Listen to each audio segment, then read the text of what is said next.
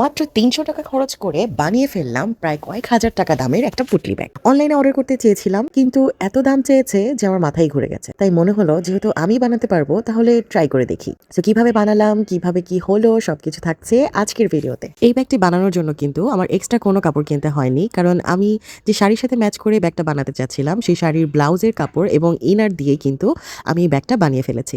শুধুমাত্র এটার সাথে যে পার্লগুলো দেখছেন, পুঁতিগুলো দেখছেন এবং টার্সেলটা দেখছেন, এটাই শুধু আমার কিনতে হয়েছিল এবং এটার জন্য আমার ৩০০ থেকে ৩৫০ টাকার মতো শুধু খরচ হয়েছে।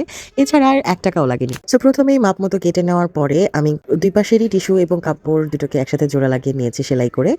দেন হচ্ছে আমি মাপ দিয়ে একটু পেস্টিং কেটে নিয়েছি, যেহেতু একটু শক্ত করতে হবে ব্যাগটাকে। এজন্য আমি খুব মোটা কোনো কিছু ইউজ না করে পাতলা যে পেস্টিংগুলো থাকে সেগুলো ভালো করে আয়রন দিয়ে অ্যাটাচ করে নিয়েছি এবং এটা আমার বাসাতেই ছিল, আমার কেনা লাগেনি। সো এরপরে আমি চারদিকে জোড়া লাগিয়ে একটু ওভারলক করে দিয়েছি যাতে সুতো না বের হয়, এবং ২ টা কোণাও সেলাই করে দিয়েছি যাতে ব্যাগটা যে কাগজের ঠোঙ্গাগুলো আমরা ইউজ করি সেই টাইপের যেন হয়, একটু স্পেস হয় নিচের দিকে। That's why.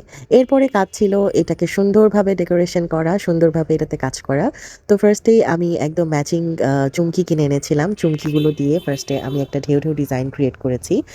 অনেকটা মাছের মতো লাগছিল এবং সেগুলোর ভেতরে কিছু ড্রপ পুঁতি দিয়ে আমি ফ্লাওয়ার করে দিয়েছি। প্রথমে ভেবেছিলাম পিছনের দিকে আমি ডিজাইন করব না, পরে মনে হলো খালি খালি লাগছে, তাই পিছনের দিকেও আমি একটা ডিফারেন্ট ডিজাইন করে দিলাম। কিন্তু আমি যে ড্রপগুলো দিয়েছিলাম সেগুলো আর পেছনে দেইনি, শুধু সামনের দিকেই দিয়েছিলাম। এবং ড্রপগুলো আমি প্রায় ২টা লেয়ারে দিয়েছি যাতে একটু ঘন দেখা যায়, আরও ভালো লাগে।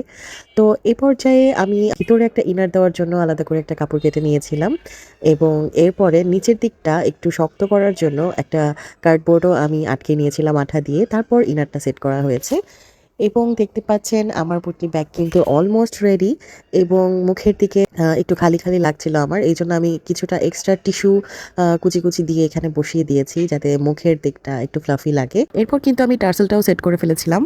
এই পর্যায়ে কাজ ছিল হচ্ছে এটার হ্যান্ডেলগুলো তৈরি করা এবং এই পুঁতিগুলো কিন্তু আমার বাসাতেই ছিল, কেনার প্রয়োজন হয়নি। এগুলো দিয়ে গায়ে হলুদের গহনা বানিয়েছিলাম আমি। ২০১৫ সাল থেকে এই পুঁতিগুলো আছে এবং এত ভালো, এখনো কালার নষ্ট হয়নি বা কিছুই হয়নি। আর এই যে পুরো ব্যাগটা দেখতে পাচ্ছেন, এগুলোতে আমার পুঁতি লেগেছে মাত্র ৩০০ টাকার এবং পরবর্তীতে কিছু ড্রপ পুঁতি শর্ট পড়েছিল, তাই ৫০ টাকার মতো আরো ড্রপ পুঁতি কেনা লেগেছিল। তাই ধরতে পারেন প্রায় ৩৫০ টাকার মধ্যেই আমার এই পুরো ব্যাগটা কিন্তু হয়ে গেছে। তো আপনারাও কিন্তু চাইলে এরকম দামি দামি ব্যাগের ডিজাইনগুলো দেখে আপনারা নিজেরাও ক্রিয়েট করতে পারেন, কারণ হাতের কাজের এই জিনিসগুলো আসলে অনেক ভ্যালুয়েবল। আপনি কিনতে গেলে দেখা যাবে অনেক চড়া দামে কিনতে হবে, কিন্তু আপনি যদি নিজে তৈরি করতে পারেন তাহলে কিন্তু অনেক ভ্যালুয়েবল একটা জিনিস আপনি নিজেই বানাতে পারছেন। এই ব্যাগটা যদি কাপড় কিনেও বানাতে যাই সেক্ষেত্রে কিন্তু ৫০০ টাকার বেশি খরচ হবে না, কিন্তু এটা যদি অনলাইন অথবা মার্কেটে কিনতে চান তাহলে কিন্তু কয়েক হাজার টাকা গুনতে হবে।